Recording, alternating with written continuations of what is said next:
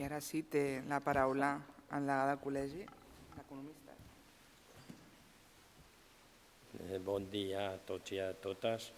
Il·lustríssima senyora Raquel Gil, cinquena tinenta de l'alcaldia de Barcelona, em sumo a les salutacions i el primer que voldria és agrair al doctor, el president del Consell Econòmic i Social de Barcelona, la possibilitat per estar i participar en aquesta memòria. Jo començaré, com soc economista i el degà del col·legi, parlaré d'economia. Una mica faré un repàs del que és el 2024 i després em posaré amb el que tenim ara i desafiaments que tenim de caràcter econòmic. El 2024 jo crec que a nivell mundial es va viure una relativa estabilització, però que evidentment estem plens i vam estar plens d'incerteses.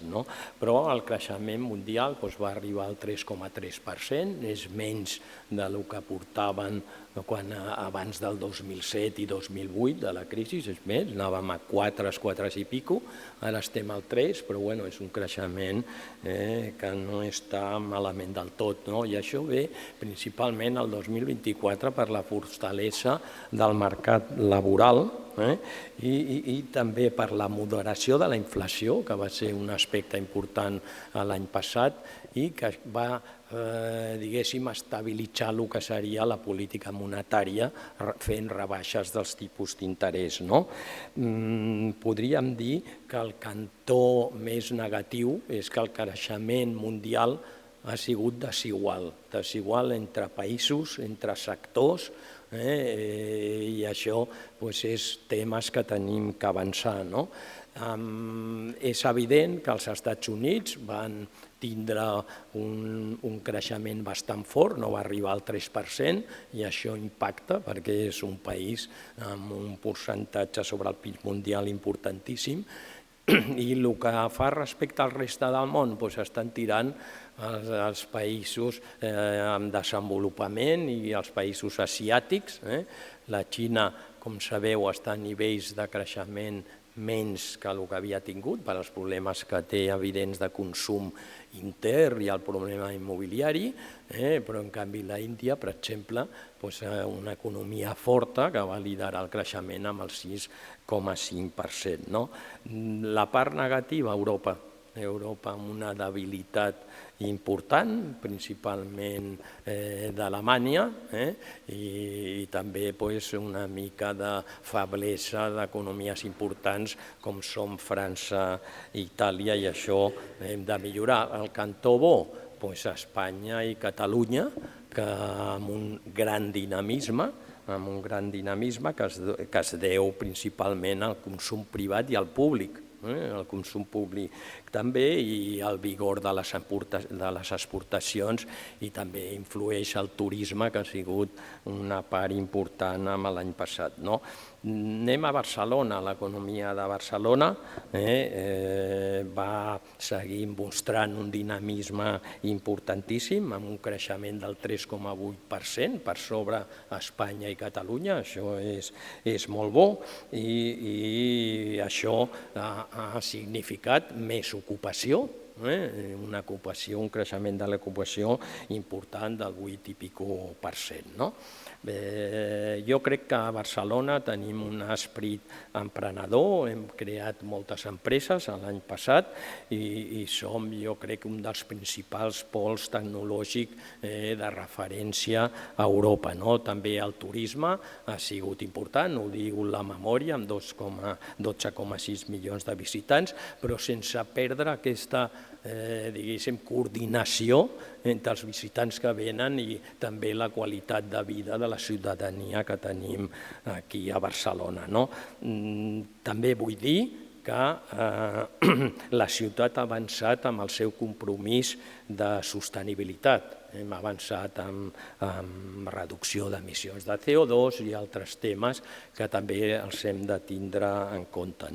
Ara tot això, aquestes notícies positives, no poden amagar altres que tenim que treballar, no és que siguin negatives, però que són reptes que tenim, com habitatge, no m'estendré, desigualtats socials i també una mica avançar més en sostenibilitat ambiental, en temes de gestionar millor l'aigua i també jo crec que podem avançar una mica més en el que seria l'economia verda i l'economia circular. Són coses que tenim que tindre presents. El 2025 tots sabem que tant Espanya com Catalunya està amb el mateix dinamisme que vam tindre el 2024 i per contra el món continua amb els seus problemes. Llavors una mica el marc no està canviant massa. Què té el món? El món el que té és conflictes bèl·lics, tensions comercials, el canvi d'estatus quo, que als Estats Units no sembla que els amics que ha tingut sempre vulgui continuar amb aquestes amistats. I per contra els BRICS estan agafant cada vegada una més potència econòmica i això sembla que és una nova era. Dolent Europa. Europa sembla ser que té que tindre reformes però molt importants. Estem parlant de competitivitat, de cohesió, de progrés social, d'unitat política. Jo crec que tots aquests factors són importantíssims si volem avançar a Europa. Com sabeu, els nivells de creixement dels 2 primers trimestres no són alts i les expectatives d'aquest any per a Europa és créixer al voltant de l'1%. Sí que hi ha alguna bona notícia que pot ser que el 2026 igual no arribem al 2, però anirem més 1,6, 1,7, que no són creixements importants, però qualsevol creixement per sobre de l'1, de l'1,5, això vol dir que tirem endavant. I això són les perspectives. En canvi, l'economia espanyola i la catalana, tant el primer com el segon trimestre, hem anat a nivells de creixement importants, però a més, cada mes que avançava, les expectatives eren millors i, de fet, s'han anat canviant totes les estimacions del Banc d'Espanya, del Govern, del Fons Monetari Internacional, i llavors anirem a nivells de creixement importants i això també, per què? Principalment per al consum privat, que és el que contribueix a aquesta expansió, i també al turisme. El turisme és un tema que també està tibant. Mentrestant, una mica el problema és el control de la inflació. Evidentment hem rebaixat, però estem tant a Espanya com a Catalunya a nivells per sobre del que és la mitjana europea, i això és una assignatura pendent en la qual tenim que treballar. Vull remarcar també que potser i desitgem que millorem el dèficit públic estatal, principalment per a l'increment del que serien els ingressos fiscals que té el govern, i el normal seria que puguem tindre un dèficit del 2,5%, jo m'agradaria, i estimacions que això seria molt bo per anar recuperant una mica les comptes de l'Estat. Ara, totes aquestes previsions positives, i només ho diré, tenim temes que són molt importants. L'acord de finançament, aspectes demogràfics i d'immigració, habitatge, mobilitat, reforma de les administracions públiques, transformació del model energètic, els efectes que puguin tindre les empreses, inclús a Europa, que també ens impacta tot el tema arancelari, això és un tema important també, els efectes que puguin tindre països importants com França, que si estan en aquesta espècie de crisi ens pot impactar. Són temes que són importants tindre i sobretot el poc creixement que té Alemanya i França. I un altre tema, per últim, que et vull dir amb aquest aspecte de dir els temes que tenim sobre la taula, seria desitjable poder aprovar pressupostos de la Generalitat de Catalunya per al 2026. Això dona moral als empresaris. Tindre pressupostos, això dona moral. Jo m'agradaria dir 4 desafiaments per Catalunya, principalment. El primer és el que es diu l'hivern demogràfic. Aquí estem amb envelliment de la població, amb migracions. Jo soc baby boom, suposo que deixaré de treballar, però hi ha molt baby boom que deixa de treballar i no tenim relleu. Aquest capital humà s'està perdent i tampoc es pot suplir amb altres recursos. Llavors això és un tema que tenim sobre la taula i que impacta a serveis socials, a pressupostos de les entitats públiques. Això és un tema importantíssim. El segon, la productivitat. Aquí estan els agents socials. Jo crec que hem d'actuar a tots els factors que impacten en la productivitat i amb aquí tecnologia, formació, infraestructures, reforma de les administracions públiques. No podem deixar de bandes perquè l'increment de la productivitat dona competitivitat i dona benestar social i riquesa. Un tercer aspecte és infraestructures. Sense infraestructures tant de comunicació com de mobilitat, sense infraestructures no s'és competitiu i aquí el que tenim que fer és millorar aeroports, rodalies, autopistes, connexions internes, etc. I l'últim, canvi climàtic. Tots sabem sequeres, inundacions, incendis.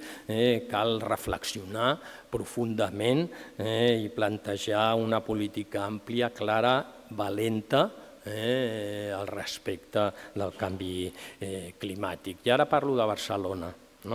Barcelona és avui, jo crec, una ciutat que mira al futur i mira al futur amb decisió, una ciutat que té una identitat forta i singular i amb una vocació global. Això és importantíssim. Ha confirmat el 2024 que és un motor econòmic del sud d'Europa i això és importantíssim, però el realment important no són les xifres, sinó les oportunitats que tenim d'aquí en endavant.